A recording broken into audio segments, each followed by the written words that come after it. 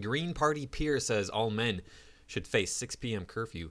Baroness Jones calls for ban on males after dark to make women feel safer and lessen discrimination as women share their fears of violence in wake of Sarah Everard murder. Hello and welcome to The Ordeal. Apparently, I'm in the right place because it's after 6 p.m. and I'm at home. Yay, I'm doing it right. If you like hearing challenges to all things woke, please come back to my channel because I challenge all things woke. Don't forget to like, comment, share, and subscribe. Those are important things to do because my channel is not promoted very well by YouTube. Watch my video to the very end is the best thing you can do to help the algorithm promote my videos. But beyond that, sharing the video I think goes a long ways. This is an English politician. The peer spoke in a debate in the House of Lords on domestic violence.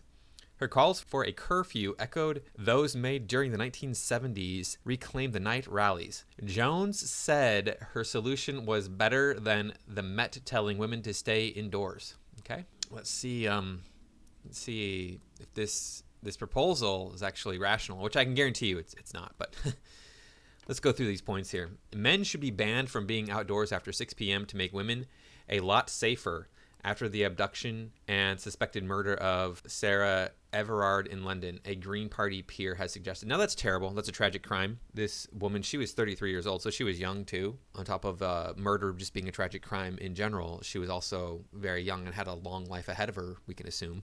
My thoughts and feelings go out to the family. I hope that they get through this difficult time and that everything is better for them in the future than this. This is a terrible tragedy. Baroness Jones made the comment in a discussion in the House of Lords during a debate on domestic violence. The issue of women's safety has been again thrust into the spotlight following the disappearance of 33-year-old Miss Everard as she walked home in Brighton from her friend's home in southwest London on March 3rd. The strength of feeling saw dozens of women shared their own harrowing stories online with the hashtag Sarah Everard and hashtag Too Many Men. A vigil called Reclaim These Streets has been organized in a show of support that everyone should be able to walk in public without fear. Yes, everyone should be able to walk in public without fear. Guess what? I can't walk in public without fear. I'm a man. This is all about, how women are afraid. What about men and what men feel? I mean, I have no problem talking about women's issues, but it's always women's issues. We never discuss men's issues. Men don't have any issues, according to the feminazis. Tips for men to make women feel more comfortable at night have also been shared on social media. See, there you go. It's all about men and what men can do. What about what women can do? What about the men who are struggling with these fears and who have been assaulted and who have been murdered? What about them? No, nothing to say about them. But amid demands for action, Baroness Jones, a 71-year-old mother of 2 daughters, went as far as to demand a blanket curfew for men. Speaking last night, she said, "In the week that Sarah Everard was abducted, and we suppose killed because remains have been found in the woodland in Kent, I argue that at the next opportunity for any bill that is appropriate, I might put in an amendment to create a curfew for men on the streets after 6 p.m. I feel this would make women a lot safer, and discrimination of all kinds would be lessened." Oh, yes. Well, that is true. I mean, racists and misogynists don't actually start feeling discriminatory feelings until 6 p.m. That's when that happens. They go to bed at night, they sleep through the night dreaming about racism, and then they're good. They're good when they wake up in the morning, and then they're good until 6 p.m. and then it all comes back again. Her calls for a curfew echoed those made during the Reclaim the Night rallies in the 1970s. We already told us that. But members of the women's liberation movement took to the streets in the wake of the Yorkshire Ripper murders. Baroness Jones added later on Twitter her solution was better than the Met telling women to stay indoors, following reports of officers cautioning women to be careful. Well, if you want to solve the problem, you could remove women from the equation. And then you'll see all the men getting murdered. Oh, you won't even talk about that because that's not important. Women took to social media by the thousands to stress that the vulnerability felt when walking alone in the dark resonates with almost all women. It should resonate with almost all humans because it's dangerous out there. It's dangerous walking around in the dark at night, especially when you're walking around in a dangerous area. When I was in Minneapolis, Minneapolis has been in the news a lot lately. I lived in Stevens Community. If those of you who know what Stevens Community is, it's the ghetto. I lived in Stevens Community for a year. I only lived there for like a year and 4 months. The place is a nightmare. I lived there the least amount of time out of all the places I've lived. I lived all over the country, and that was the shortest amount of time. Nicola Sturgeon, arguably the most powerful woman in the country, said, There will be few, if any, women who don't completely understand and identify with this. yes, there will be few, if any, men who don't completely understand and identify with this. You don't have to be a genius to be able to go, you know what? It's scary walking around in the dark at night. It's really scary, especially when there's people in the world who are bigger and stronger than you, who might be armed and might be very dangerous. But this is not a foreign concept to men. Believe me, we understand. Labour MP Diane Abbott wrote, Even after all these years, if I am out late at night on an isolated street and I hear a man's footsteps behind me, I automatically cross the road. well, that's a good idea. Probably should be leery of people walking towards you from behind. It is the habit of a lifetime to try to keep safe, but it should not have to be like this. Hashtag Sarah Everard. Yes, you're right. All human beings should be safe at all times of day in any situation that is not illegal. They should be. But unfortunately, there's bad people in the world. I don't know what you're going to do about it. Kill all bad people. That's all I can suggest to you. But you know what? England does not have the death penalty. Wow, what a concept. You know why England doesn't have the death penalty? Oh, because it's vengeance. We're taking revenge on people. That's not right. How dare we such animals take revenge? The United States, how dare they take revenge on people? No, it's about cleaning up the human race. You get rid of the really bad people. You get rid of them. But why would you want to keep them around? I don't know what to tell you. Get rid of the really bad people. You won't have as many problems. Actress Katie Brand also said, Important to clarify, I think that although instances of kidnapping and murder from a stranger are indeed rare, being aggressively followed in the street by a man is not rare at all. oh, really? It's not rare at all. Do you have statistics on how not rare it is? Because, yeah, it happens, but I would be willing to bet that most women don't have this situation happen to them. In fact, I would be willing to bet that the majority of women, by far, do not have this situation happen to them. I know that I have way better things to do than worry about wandering after some woman in the streets. I think it would be good to separate the two things. Lots of us have been scared many times. Priti Patel said, Every woman should feel safe to walk our streets without fear of harassment or violence. so should every man. In fact, it's more important that men. Homicide in England and Wales, year ending March 2019. Come down here. Homicides. Female victims, 241. Overall victims, 662. Well, there's 441 victims that are not accounted for. I wonder what gender those are. Well, I mean, there's like 85,000 genders now, so none of those 441 people could have been men, right? It had to be all of one of the other crazy made-up genders that we have in the world today. You people. The Home Secretary vowed that she would do all she can to protect women and girls from violence and harassment, and praised women for sharing their own experiences on social media. Sadiq Khan this afternoon acknowledged the capital was a dangerous place for women at night. Asked by LBC's Shelley Fogarty if the streets of London were safe for women, she said, No, they aren't. Or for girls. And it's really important that people of my gender understand that. If you're a woman or a girl, your experiences of our city in any public space, whether it's in the workplace or the streets, on public transport, is very different to if you are a man or a boy, and it's really important that people like me in positions of power and influence understand that and take steps to address that. as well as the growing online movement, COVID secure events have been planned. A vigil called Reclaim These Streets has been organized on Facebook and is due to take place in South London at 6 p.m. on Saturday.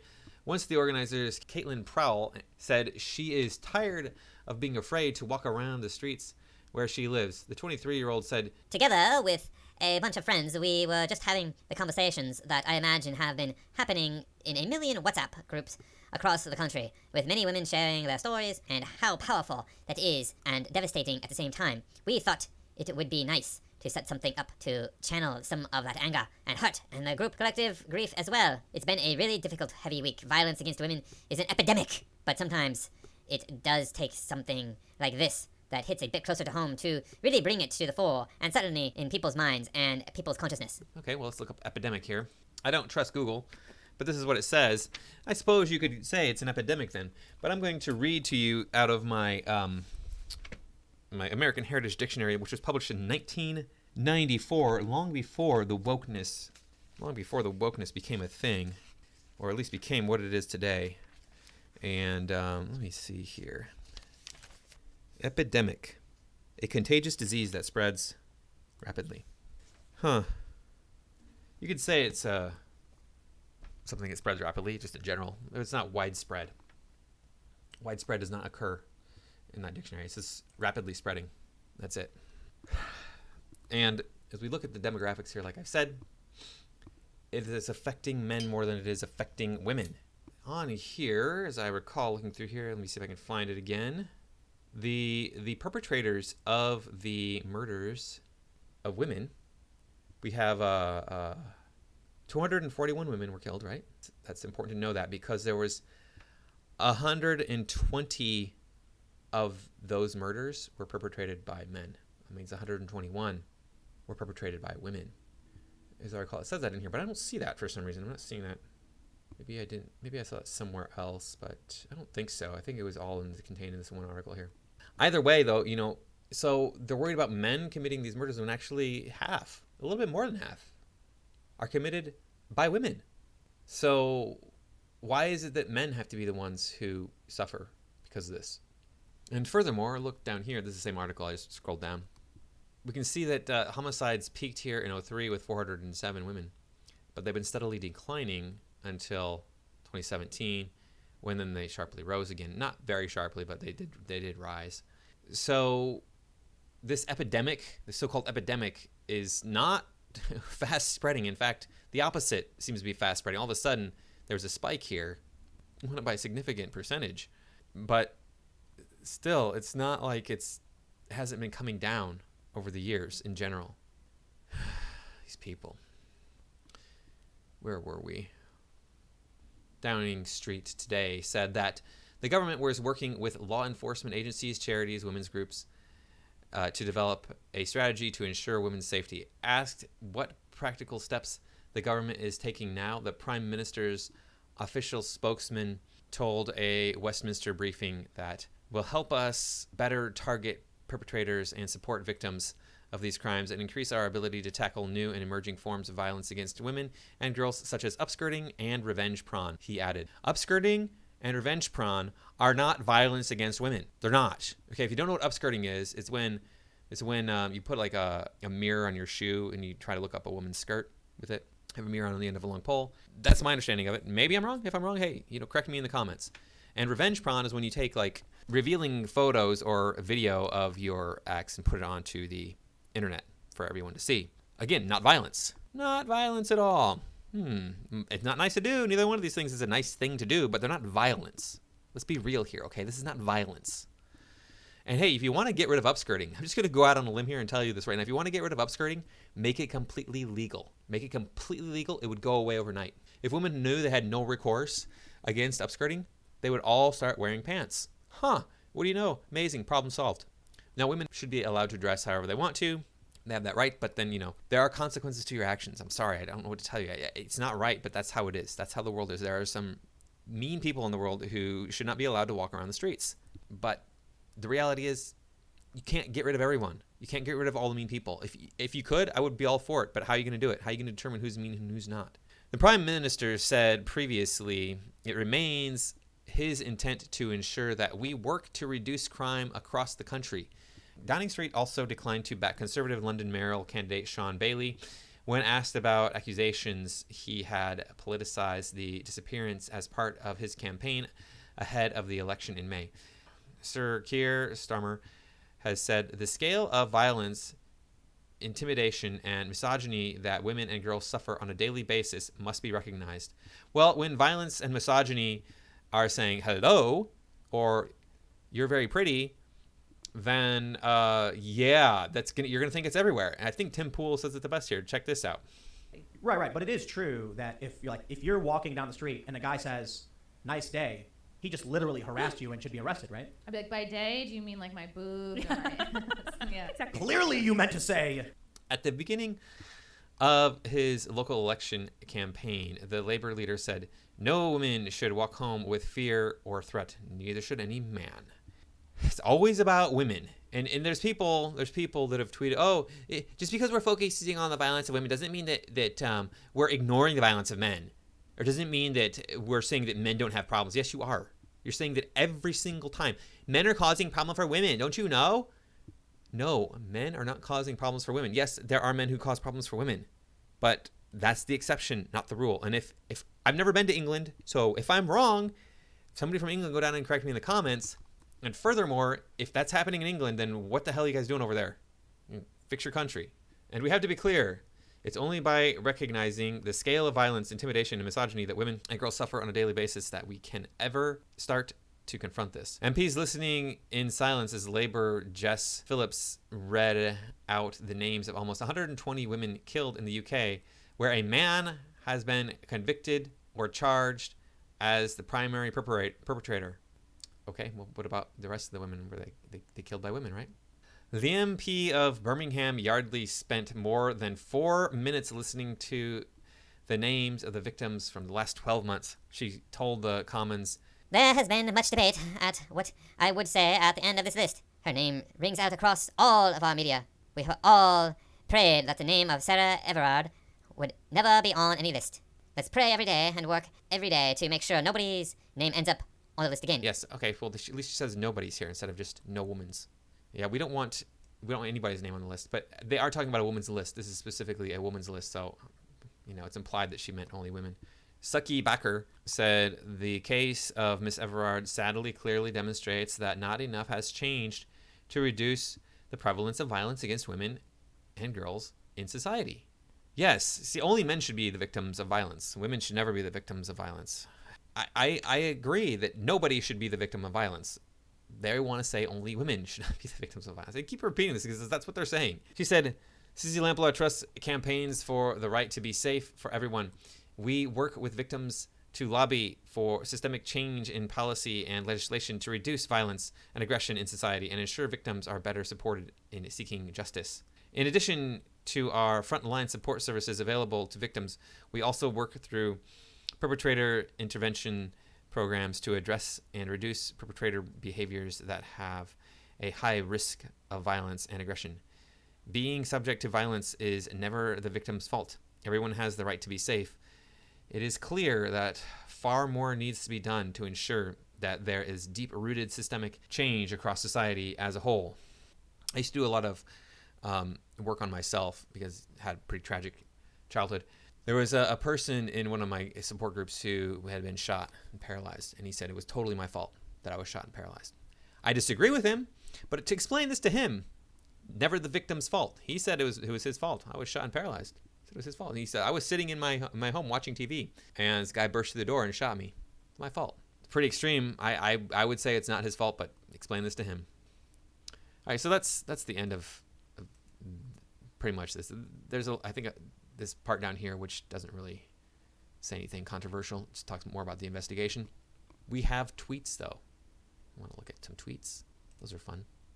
This is from Jenny Jones herself. The hundreds of abusive emails I've had are enlightening. I realize I don't mind making enemies of bigots, misogynists, and racists. This guy gets it. Kaki gets it here. I think calling for a 6 p.m. curfew on all men was bigotry by you. You should resign. Royal Strawberry here says, Imagine 97% of women in the UK being sexually assaulted, and they plan to put the curfew on women again. Do you not think it's the men that should have the curfew? The men to get longer sentences for the effing actions? Yes, I know. Men are always the problem. It's always men who are the problem. What the heck? I mean, not that it's right, but one murder happens, and then all of a sudden we have to in some way restrict all men. Out of billions of people who live in that country. Scottish Thistle is also highly confused. Men's mental health is a huge talking point, and rightly so. This doesn't mean women don't also experience poor mental health, or that anyone thinks that talking about violence against women doesn't mean people think violence against men isn't an issue too. The problem is all you focus on is the violence against women. You never bring up the violence against men. Georgie here says, Had 2 girls in my year attack me because I thought that the 6 p.m. curfew for men was good. Miss Girl, it's satire. No, it's not. They then proceeded to say they weren't feminist, with no reason to why they're not. They really said equality. Yes. So the problem is here that you don't understand what you're talking about. These women who attacked you, these girls who attacked you, are not feminists. And they're telling you they're not feminists, so they don't want any of this feminist garbage pushed on the general public. Maddie She/Her, a name like that, you know that she's got wonderful things to say. Imagine taking the 6 p.m. curfew for men idea at face value. Hey, you're making fun of yourself. No, actually, This is a serious proposal. This is something that they would like to see happen. Just like people telling, oh, the kill all men hashtag, that's just a joke. It's just a joke. It's not true. I don't want to kill all men. Then how come people spout it all the time? Like it is the thing to do, the way to be. Faye here, with a name like Faye, you know he's got some great things to say. If it was a girl named Faye, maybe, but dude named Faye, no. When are people going to understand that the 6 p.m. curfew is just a hypothetical? It isn't actually going to happen. The proposition is to prove a point. Women have already practically had a curfew for years, so the men being outraged by the idea prove the misogyny in this society. Yeah, it's a hypothetical. Tell that to Jenny Jones. I'm pretty sure she really wants this to happen. And you're sitting here going, oh, it's nothing. It's not serious. Pff, it's not. We got to do something to curtail the men. You know, the men are just causing all these problems. So, I mean, you know, the notion of 6 p.m. curfew, that's just one idea. It's not, I mean, it's not going to happen. Come on. No, they would really like to do this. The feminists would really like to do this because they don't understand the bigger picture. Joke of the day says, 6 p.m. curfew for men. Does this mean I'll have to close my brothel early, which means the girls will have to go home as well? They won't be earning any money. Yep. Now, he's not serious. He doesn't have a brothel. But the fact of the matter is there are women who work at night and make money off of men. There are women who have jobs that are later in the day and they make a lot of money. In fact, some women make all of their money off of men. So if you do this, it's going to really disrupt your economy. You're not going to have any services after 6 p.m. basically because women aren't going to do them. What if you have a plumbing emergency? Well, can't call a plumber. How many female plumbers do you know? What if you have an electrical emergency? Well, you're going to have to wait till morning. Sorry. What if you have a fire? No, good luck. This is ridiculous. These people, they don't even understand what they're getting into. But, you know, we have curfews here in the United States right now, right? Miami extends 8 p.m. curfew in COVID spring break crackdown. If you didn't hear about this, it's pretty interesting. Like, people are going crazy in Miami, destroying property, causing problems left and right. Look at these images here. People all over the streets destroying things because, hey, they see dancing on somebody's car. Look at that. They don't even care. Just smashing it up. So they had to make this 8 p.m. curfew for Thursday, Friday, Saturday. I think Sunday too. But yeah, the curfew is a good way to keep things from getting violent. So maybe they're onto something in England. Maybe they should just do it. Yeah, you know, just do it. Get it done and over with. But no, this is a solution. This is a temporary solution to a temporary problem. A permanent solution, what they think is that this is a permanent solution of if we have to get rid of all men after 6 p.m., that's not going to... Yeah, that's not going to work. There's plenty of videos about this Miami thing if you want to look up videos. I'm not going to show you any because of copyright stuff, but like here's one here. It's a 46-second video. You can probably YouTube them and find tons of them, I'm sure. So thank you for watching. I do really appreciate everybody supporting this channel. It really means a lot to me. Like, comment, share, subscribe, and I will see you all next time.